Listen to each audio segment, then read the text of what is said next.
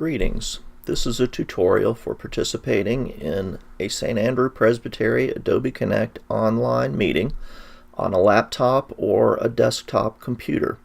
If you're attending the meeting on a tablet or a phone device, you need to download the Adobe Connect app and follow its instructions for participating. A couple of hardware issues. The first is, before you attend an Adobe Connect online meeting, please completely reboot your computer. That means exit from all the programs, shut it down, then turn it back on again and bring it up. That will reload all of the system settings and devices and clear out the kinds of audio issues that can be problems in meetings. Also, we ask that if possible, instead of using your computer built-in speakers, you use a device that brings the sound directly to your ears. That could be a headset device like this of some sort, or it could be as simple as earbuds that came with your phone that go into your ear and also have an 1/8" plug that plugs into your computer. So please attempt to come up with some device to bring the sound directly to your ears. That also helps with audio issues. Webcams are optional in our Adobe Connect meetings, but they can be helpful. If you don't have one built into your computer, like a laptop computer, you can purchase one. They're fairly inexpensive. They also have a microphone built into them, so that's another way to get a microphone option if you need one. When you are about to attend a meeting, you will receive an email, something like this one. It will include some instructions, and it will also have a link on it. So this is the link to the Adobe Connect meeting. All you need to do is put your cursor on that link and use a mouse click, and it should take you to the meeting. If it is the first time you've ever attended an Adobe Connect meeting, you may be prompted to download a recent version of Flash Player and or the Adobe Connect add-in. If asked, just answer the questions yes and allow those programs to install. Eventually you will end up at this screen. It by default has you enter as a guest, which is correct, and then you type your name. Please type your first and last name so that everyone knows who you are, and then click to enter the room.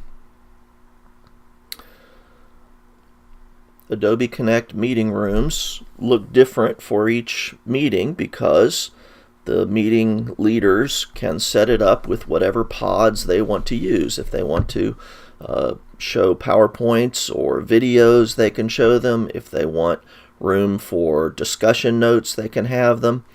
So I'm going to go through these, which are some typical pods that would be in a meeting room, and we're going to talk about what they are. But we're going to begin up at the top with the icons on the screen.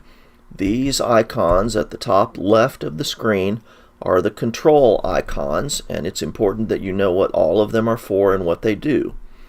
We'll begin with the word meeting. The first thing to do when you get into an Adobe Connect meeting room is to click on the word meeting and run the audio setup wizard. It's important that you do this each time you attend an Adobe Connect meeting because the settings will reset from the last time you were in until the current time. Click on that, and you first receive a welcome screen. Then you are prompted to click play sound, and you should hear music playing. Then click the play sound again to stop the music.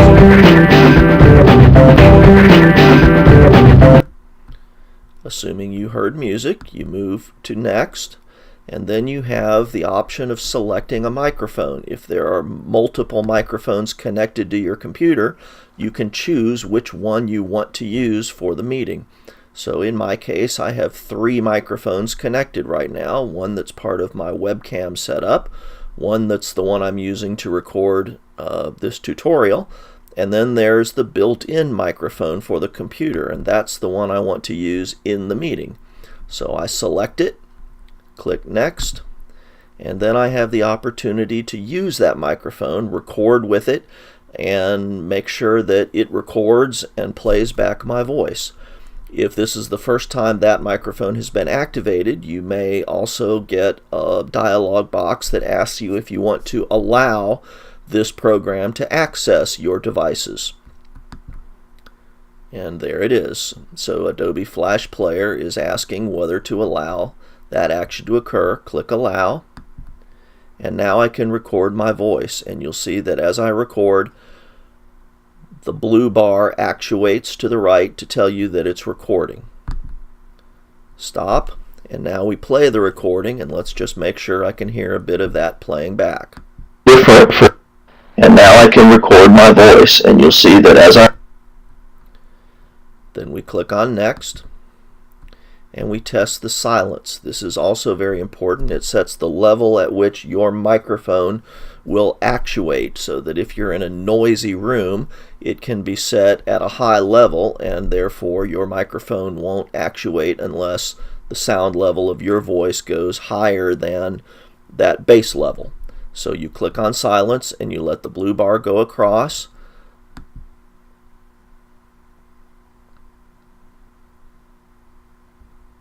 And then you're done. If something happened during that time, there was a cough or a dog barked or something, just click the Test Silence button again, and it will run through and reset the level the second time.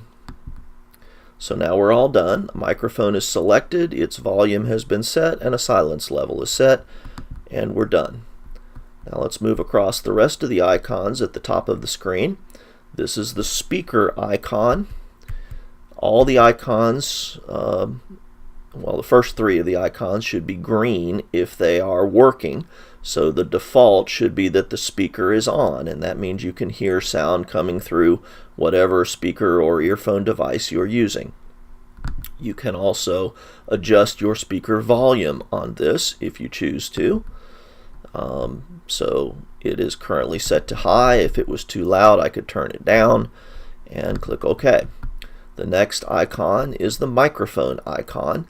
The default for it is not to be on, so you have to click it once to turn it on, and you'll see that it actuates when I speak. That means that it's working. There is also on its pull-down menu a microphone volume adjustment,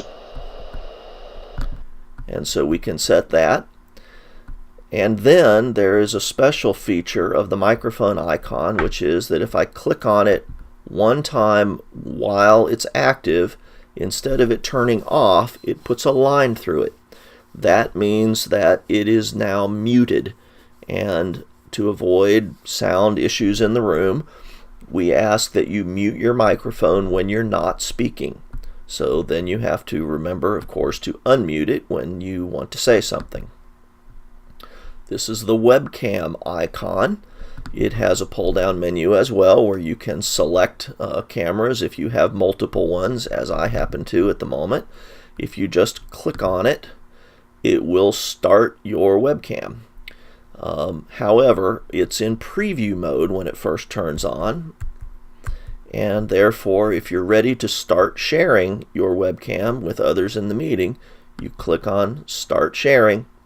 And now my webcam is showing to the room. You'll notice that my face is a little dark and that I'm a little backlit because of the lighting.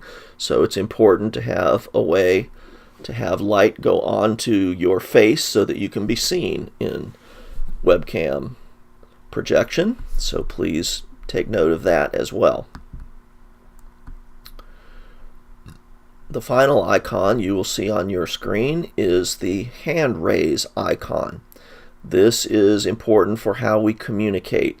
In Adobe Connect meetings, it is important that you ask to be recognized when you have something you want to say. Just like in a big meeting, when you raise your hand or go to a microphone, if you want to be recognized in an Adobe Connect meeting, you click on the raise hand feature, and you'll notice that over in the attendee pod, over here where all of the participants are listed, we have some status indicators for each participant. One of them is their microphone status, so you'll see that my microphone is currently muted with a red line through it. And then you'll also see that my hand is now raised, and that's letting the moderator of the meeting know that I would like to be recognized.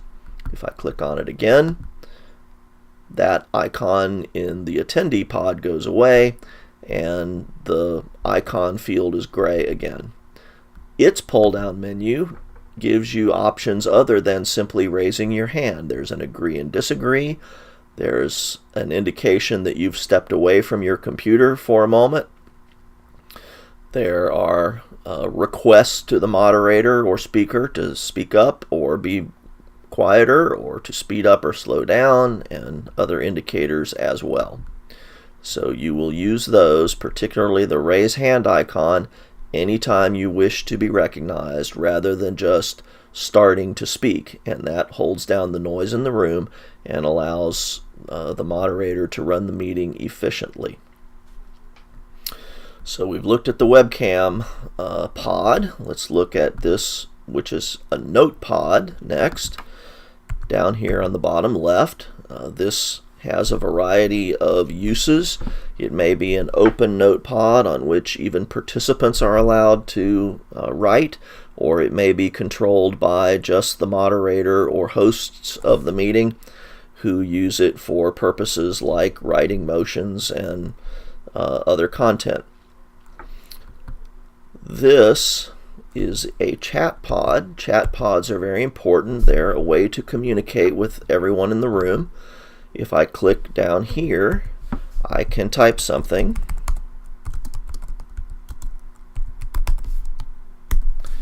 And then when I either hit enter or come over here and click the send button, it prints my name and the message that I want to communicate. And that's a way that you can communicate with others through the meeting. You may be asked by the moderator to type something here. Also, if you enter the meeting and you're having audio issues, if your microphone isn't working or you can't hear others speaking, you can use the chat pod to communicate that issue, and then we can help you get better connected to the meeting.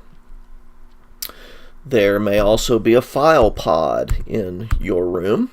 All of these pods are optional, so each moderator decides what they want to use for their meeting. But a file pod is a way to, for instance, make minutes of the previous meeting available, which is what is on this screen. If I wish to download a file that is in a file pod to my computer, I click on it once and then click the download file pod.